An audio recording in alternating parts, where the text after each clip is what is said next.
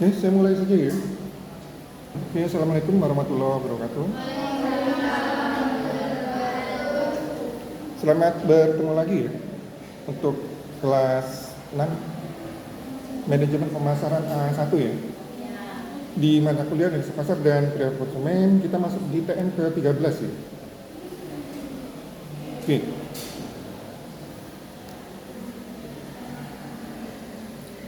Di TM ini kita akan bahas mengenai analisa pasar dan struktur pasar.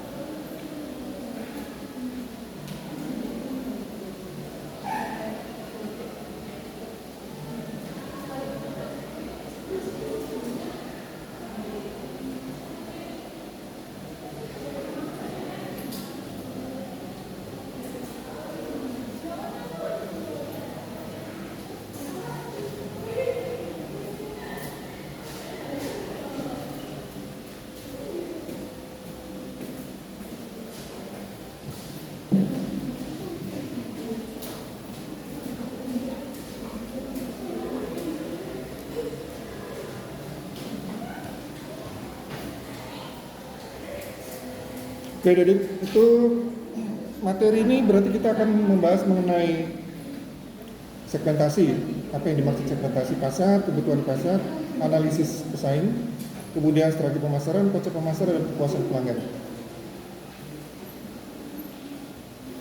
Untuk segmentasi sudah kita bahas minggu lalu ya, ada yang ditanyakan untuk segmentasi, STP. Segmentasi.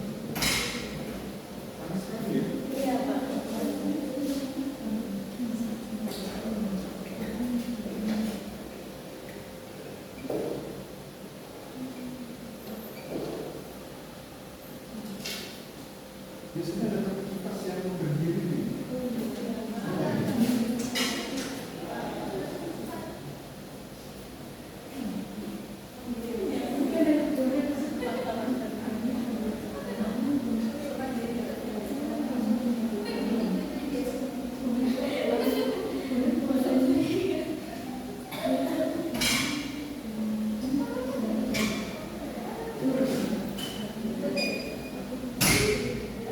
Yang perlu kalian perhatikan ini masalah kemampuan kalian ya, ada di mahasiswa ya. Jadi untuk S1 manajemen memang kita persiapkan untuk posisi manajer dulu. Jadi kalian harus paham mengenai untuk pembuatan strategi, program pemasaran, dan sebagainya. Nah yang jadi pertanyaan yang menjadi apa namanya? Perhatian kalau kalian nanti pas lulus, saat lulus kalian kan belum tentu posisinya langsung manajer. Ya pasti dari start dulu kan, kita baru manajer, beberapa tahun baru sebagai manajer. Dan biasanya kalau di start pemasaran berarti hal-hal yang praktik pemasaran yang harus kita perhatikan. Misal pemasaran kita seperti apa, prosesnya, kalian sudah buat gitu. Kalau yang untuk apa strategi dan sebagainya biasanya kita kasih profesor dan manager. Nah itu yang tetap kalian perhatikan nanti kita yang praktik pemasarannya. Ini saya mau membuat kelompok untuk pemasarannya. Untuk program pemasaran kan sudah diajar dulu membuat program pemasaran. Masih juga. Nah, biasanya nanti diusahakan kalian disuruh melaksanakan program pemasaran itu start itu. Kalau membuat program pemasaran itu manajer dan manajer. Jadi tujuan usaha kita diturunkan ke program pemasaran. Antara lain program pemasaran ada strategi pemasarannya. Yang bisa KP, bisa PDP, tinggalkan. Nah, kalau start itu biasanya disuruh melaksanakan itu. Saya usahakan 3 minggu ini saya usahakan untuk membuat program pemasaran ini. Jadi kalian nanti saat lulus paham yang dikerjakan di staf pemasaran itu apa itu. Jadi kalian bukan posisi sebagai saya bagi marketing. Bedanya apa saya sama marketing? Bedanya? Bedanya apa? Karena itu mau jadi sales. Benar.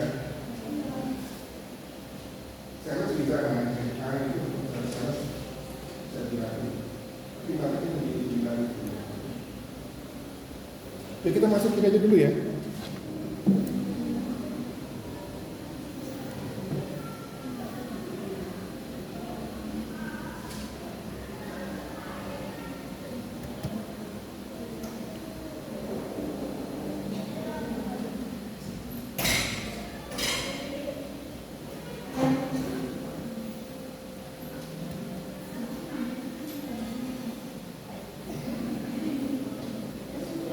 Jadi sampai Tesla kemarin kita sudah membahas mengenai perilaku konsumen ya.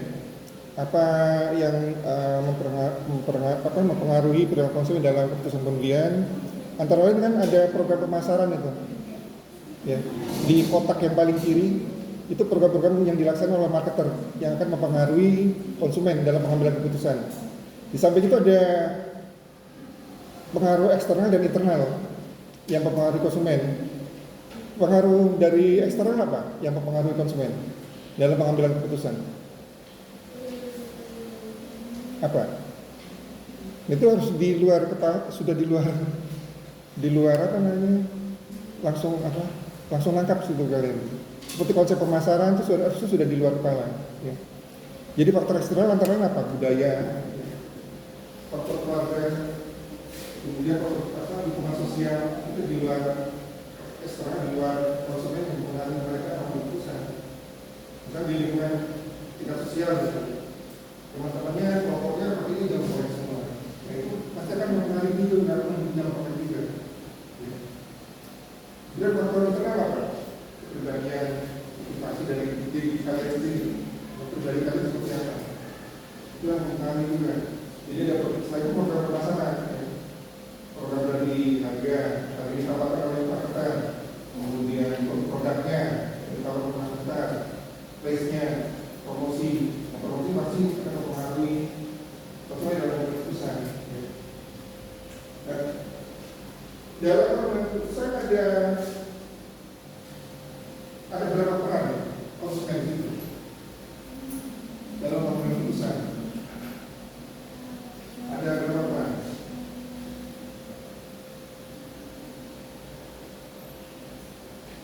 Itu ada berapa peran? Ada konsumen itu sendiri siapa? Kemudian investornya siapa? Yang mempengaruhi siapa? Ada pembeli motor misalnya. Nah ini banyak skripsi ya yang berhubungan dengan perilaku konsumen ini. Nah nanti dalam pembahasannya kadang mereka bingung. Misalnya begini, minat dan keputusan pembelian sama saja. Minat tidak keputusan pembelian, keputusan pembeli sama tidak. Bedanya apa? Minat dan keputusan pembelian. Kalau keputusan pembelian mereka berarti sudah punya dirinya. Di konsep pemasaran ini ada kebutuhan keinginan itu apa sih kebutuhan keinginan itu apa muncul apa kalau sudah punya daya beli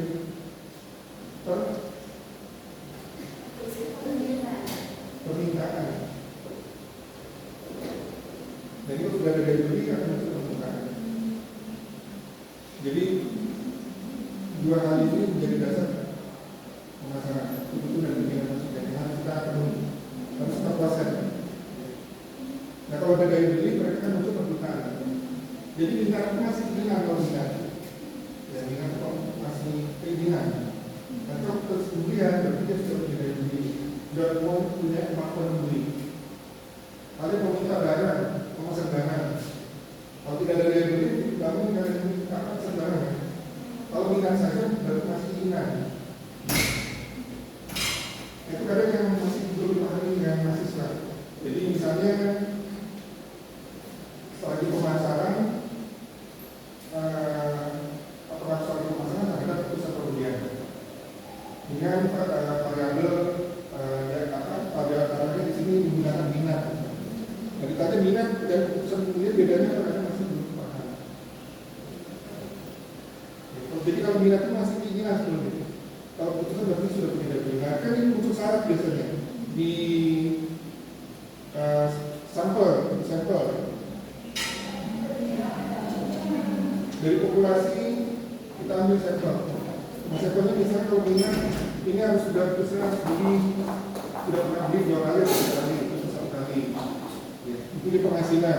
Seperti minat ini, makanya itu kita hubungkan dengan peran konsumen. Kalau konsumen dalam pengambilan keputusan, ada hasilnya yang konsumen dalam pengambilan keputusan dalam pengambilan. Jadi ini yang membayar, yang mengambil keputusan di sini. Bisa jadi sih bukan, misal ini, anak SMA ya. Nah ini banyak, kemarin ada yang saya bimbingan saya.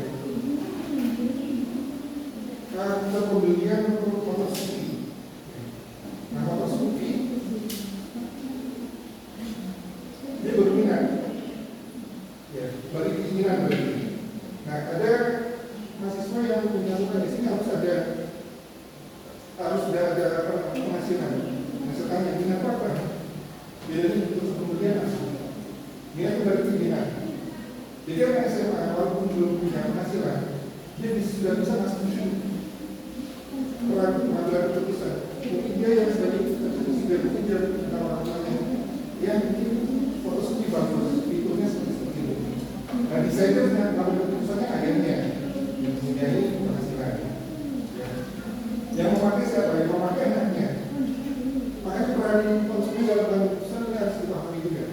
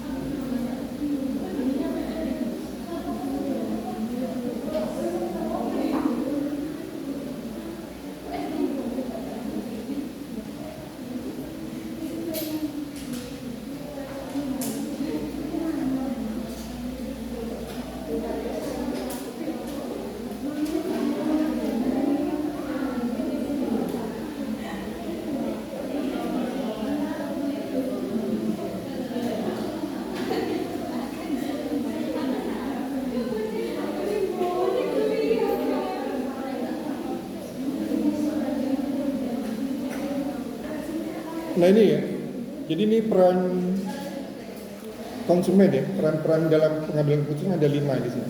Ada inisiator, ini yang memberi ide, yang bermula ide untuk membeli sesuatu, inisiator namanya. Kemudian influencer yang memberi pengaruh, mempengaruhi, biasa teman, ya, atau sahabat, atau keluarga, itu bisa jadi influencer yang mempengaruhi. Oh iya bagus ini, misalnya. Atau justru pengaruh negatif, oh tidak bagus ini, butuhnya jelek misalnya. Dari kalian ingin membeli jadi tidak jadi beli, atau menguatkan, ya. Dari jadi tidak ingin beli menjadi membeli. Kemudian decider pengambil keputusannya. Kemudian ada buyer yang membayar, ya. Kemudian ada user pengguna. Nah, 5 peran ini bisa terlibat dalam pengambilan keputusan, ya. Nah ini yang nanti dipelajari lagi ya. Ini di awal-awal kalau tidak salah saya ajarkan. Ya.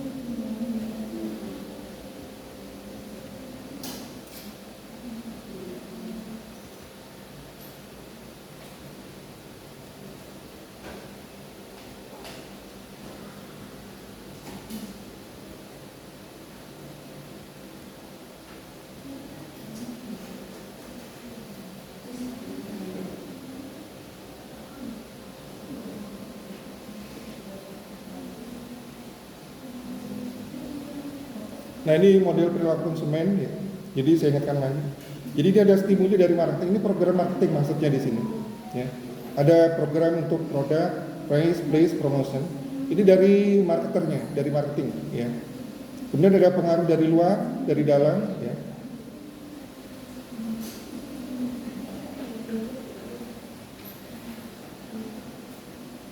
Oke, kita masuk ke struktur pasar saja dulu ya.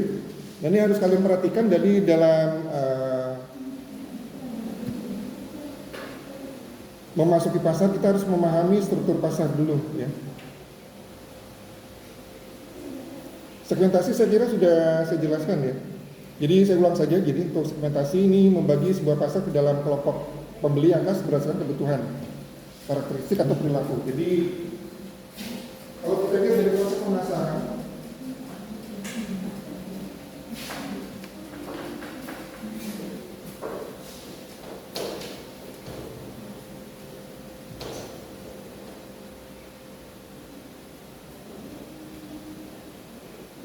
analisis pemasarannya dari lingkungan, kemudian di sini perilaku konsumen.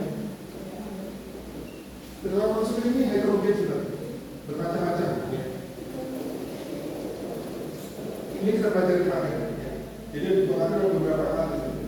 Nah untuk masuk pasar, yang heterogen ini kan kita memungkinkan dulu. Ya. Jadi kita segmentasi di sini, kita memungkinkan. Jadi misalnya kalau kita kelompok umur misalnya, jadi umur balita, umur dewasa, umur orang tua dan sebagainya. Yang kebutuhannya sama semua. Mungkin maksudnya kebutuhannya bisa sama. Bisa tidak kita masuki semua di sini? Bisa. Tapi diusahakan karena terbatas sumber daya produksinya, keuangan dan sebagainya. Jadi karena tidak mungkin kita memasuki pasar semua kita masuki dulu.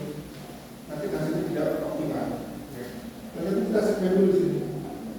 Setelah kita segmen, kita target mana yang kita masuki di sini.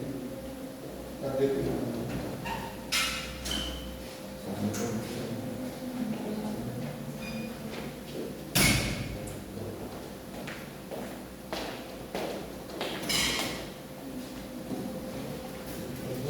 Untuk memilih segmen kemarin apa caranya?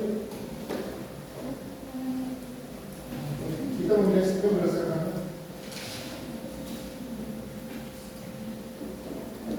memilih segmen.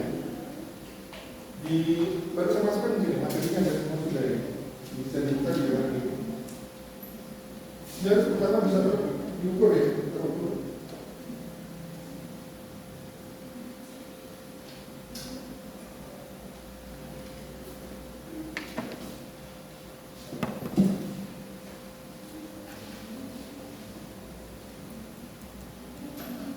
Ini, jadi untuk memasuki segmen mana yang harus kita pilih, ini beberapa syarat ya, dari disampaikan oleh Fandi Ciptono ini dalam bukunya di tahun 2001 ya. Harus terukur, jadi segmen itu harus terukur. Ya. Kemudian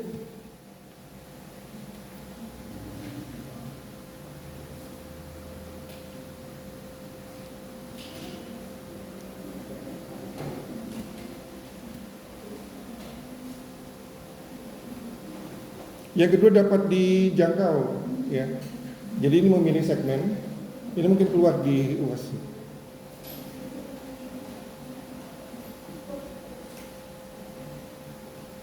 Jadi segmen tersebut harus dapat dijangkau ya. Bagaimana kita melayani segmen tersebut sampai ke pelosok-pelosok misalnya, nah ini harus dapat dijangkau. Jadi harus dilayani secara efektif segmen tersebut. Kemudian besar segmennya harus cukup dan menguntungkan untuk dilayani. Kalau kita mengambil segmen kecil tidak menguntungkan, buat apa?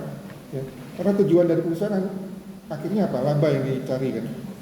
Itu harus segmennya harus menguntungkan. Ya. Yang ketiga, keempat ini harus dapat dibedakan. Jadi secara konseptual dapat dipisahkan dan memberi tanggapan yang berbeda terhadap elemen dan program bauran. Jadi satu segmen dengan segmen lain harus bisa kita bedakan. Kemudian yang kelima ini dapat dilakukan tindakan tertentu. Aksi atau program yang efektif dapat dirumuskan untuk menarik dan melayani segmen tersebut. Nah ini syarat-syarat yang segmen yang harus kita pilih. Ya, jadi ada 5 syarat ini. Jadi dalam memilih segmen ya.